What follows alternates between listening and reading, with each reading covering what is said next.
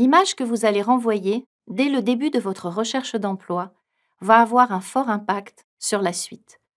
Plus vous aurez confiance en vous, plus vous serez conscient de votre valeur, plus les recruteurs en seront eux aussi convaincus.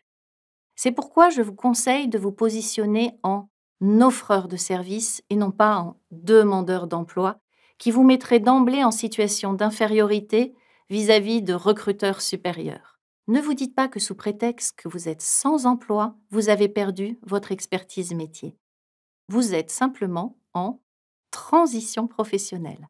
En tant qu'offreur de services et apporteur de solutions, vous allez proposer vos compétences, vos qualités et votre expérience aux entreprises qui ont des besoins.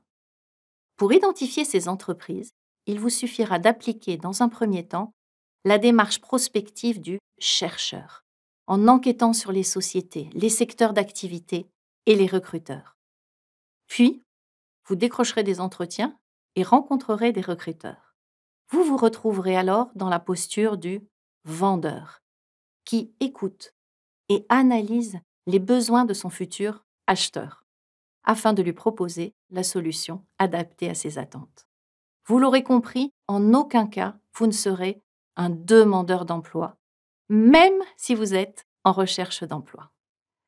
Une fois que vous aurez adopté ce positionnement positif et proactif, essayez d'aborder et de visualiser votre recherche d'emploi comme si c'était un jeu.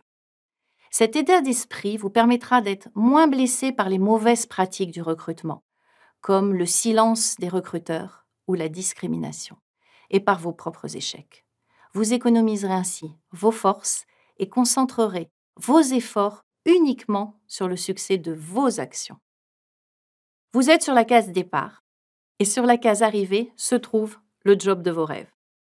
Pour l'atteindre, vous allez définir une stratégie de recherche en fonction de vos objectifs, des règles du jeu, mais aussi des cartes que vous avez en main. Durant la partie, vous rencontrerez des obstacles et des ennemis, certains recruteurs, mais également des alliés et des partenaires de jeu d'autres recruteurs, des chercheurs d'emploi et des conseillers en accompagnement. Certaines fois, vous aurez l'impression de rester longtemps sur la même case, en cas de non-réponse, et même de reculer en cas de refus. Et d'autres fois, vous avancerez de plusieurs cases d'un coup quand les entretiens et les rencontres s'enchaîneront.